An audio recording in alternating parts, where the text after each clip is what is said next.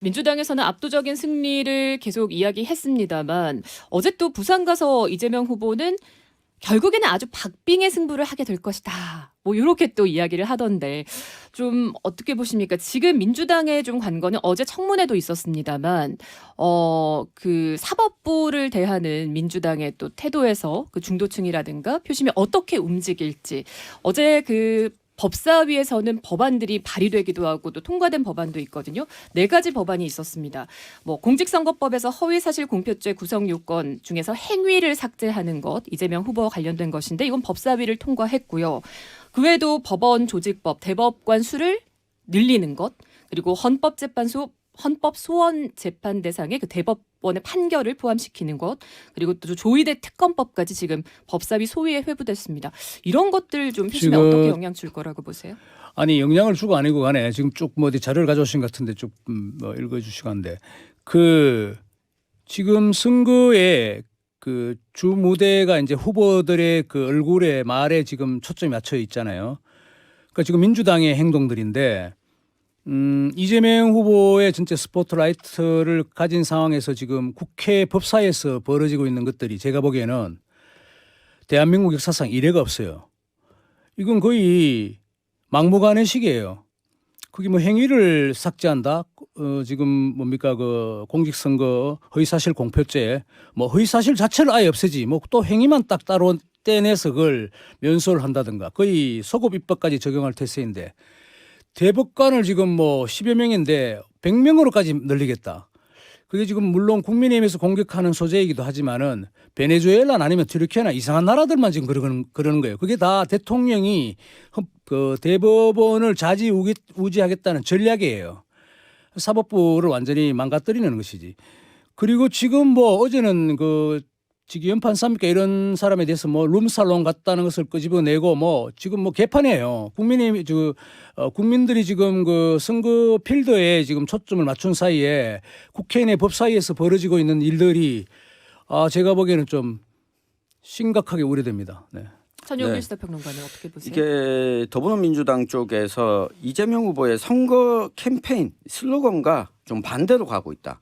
생각해 보면 공직선거법과 관련해서 이 허위사실 공표 부분을 뭐 삭제하고 이런 내용들이 국민들 가운데 공직선거법 위반으로 재판을 받을 사람이 몇이나 되겠습니까? 그런데 선거 캠페인은 이 먹사니즘, 먹고 사는 게 중요하다, 경제는 이재명이다 이야기하고 있는데 네. 이 법률을 이야기하는 게 과연 적절한가 싶고 이 민주당 입장에서 뭐 압도적 승리를 이야기하지만 사실 야구에서도 한 점 차로 이기나 10점 차로 이기나 누가 이기냐가 중요한 거고 얼마 전에 개봉했던 영화였죠. 이 영화 승부를 보면 네. 이창호 구단이 이 반집 차이로 안정적으로 이기는 게 전략을 그렇게 전략이다. 예, 예. 이게 중요하다. 이 이야기를 더불어민주당에서도 좀 되새겨 봐야 되지 않을까 그러니까 싶습니다. 지금 참 좋은 말씀하셨는데 승부를 보면은 이제 이창호가 원래 0.5집 반집 차이잖아요. 그러면 우리가 그 사람은 늘 수세에 몰려서 반집만 이기려는 사람인가 하는 것이 생각할 수 있는데 이창호 그건 꼭 그렇진 않거든. 굉장히 공격적인 바둑을 둘 때는 완전히 박살을 내는 대마를 잡아버리는 그런 스타일도 있단 말이에요. 그러니까 무슨 말이냐면 정말 경지에 오른 사람은 그게 상대가 뭐 좀 그 잘못한다고 했으면 뭐 마구잡이로 막 한다든가 이러지는 본인이 다 알고 있다는 것이죠. 근데 민주당도 아마 지금 좀 여러 가지로 유리하잖아요. 이 유리한 국면을 조금 전에 우리 질문하신 그런 그 국회 지금 법사위에서 벌어지는 일들 사법부를 거의 뭐 사법부를 제가 보기에는 거의 장악하겠다는 것 아니면 최소한 이번 선거 이전까지는 너희들 꼼짝 마라 거의 협박 수준에 가까운 그 제도 개선 본인들은 제도 개선이라고 하는데 계약이죠. 사법부를 완전 뜯어주 고치겠다는 그런 발상 이게 좀 위험하다 그런 생각이 듭니다. 자, 네. 국민의힘으로도 넘어가 보겠습니다. 국민의힘에도 좀 정리돼야 될 것들이 있어 보이는데 윤석열 전 대통령과의 좀 관계 좀 절연이 필요하다. 근데 그 방식은 뭐 제명 출당이 될지 탈당 잦은 네. 탈당이 될지 모르겠습니다만 한동훈 측에서는 출당을 시켜야 여러 가지 조건 3가지를 내에 걸었죠. 그래야지 네. 캠프에 합류하겠다라고 좀 압박을 하고 있는 상황이고 네. 김문수 후보는 말은 했지만 행동은 아직 없어 보입니다. 그렇죠. 이 김문수 후보의 경우에는 그거는 도리가 아니다 이렇게 이야기를 했거든요. 예. 한동훈 후보 전 후보 쪽에서 이렇게 이야기를 하는 이유는 만약에 선거운동 들어가기 전이었다면 경선 전이었다면 먼저 탈당을 권유했었을 겁니다. 그렇지만 지금은 선거운동이 들어갔고 19일 남았거든요. 이때는 절연한 메시지를 내야 되고 그렇지 않으면 효과가 그렇게 크지 않다는 걸 알고 있는데 아마 윤석열 전 대통령 쪽에서는 이렇게 생각하는 것 같습니다. 우리 당이 박절하지 못합니다. 네. 박절하지 못하다. 주변에 있는 사람들이 많이 박절하지 못해요. 윤석열 전 대통령 측. 글쎄요, 이제 윤 대통령 제가 말씀드릴까요? 네, 박재일 실장님. 김문수 방금 흉내 잘 내시고 하는 것 같은데 도리가 아니다. 그러니까 윤석열 대통령을 박절하게 내치는 것이 탈당시키는 것이 도리가 아니다 하는 것이 이제 김문수의 코멘트인 것 같은데. 네.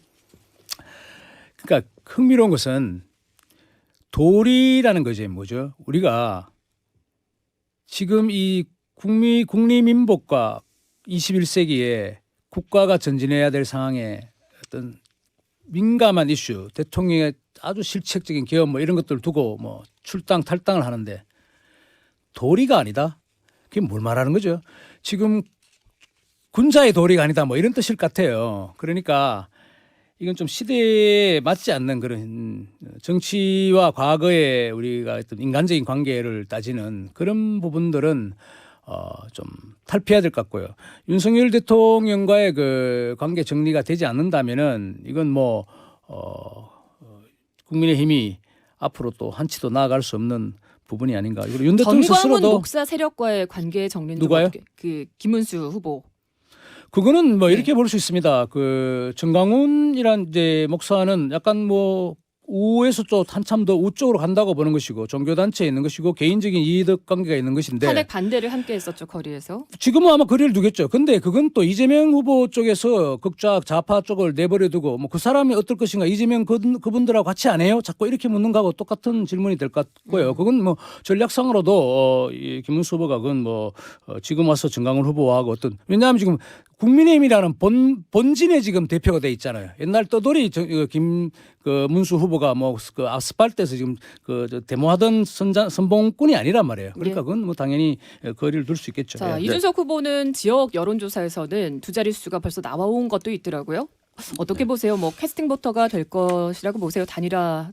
네, 아마 이 여론조사가 한 2억 개 정도가 안정적으로 두 자릿수가 나오는 게 관건일 것 같은데 국민의힘 쪽에서 빅텐트 이야기하면서 단일화 이야기를 꺼내는 거는 실제로 단일화 성사 여부보다는 이준석 후보 쪽으로 가는 표를 잡기 위해서. 붙잡고 있겠다인데 이준석 후보에게 역시 관건은 두 자릿수 안정적인 지지율의 관건은 호남과 이 TK가 아닐까 싶습니다. 박재일 실장님. 제가 보기에는 이제 거의 불가능 같아요. 그 단일화는 왜냐하면 해도 그게 표가 모이지 않는 현상이 지금 보여지고 있어요.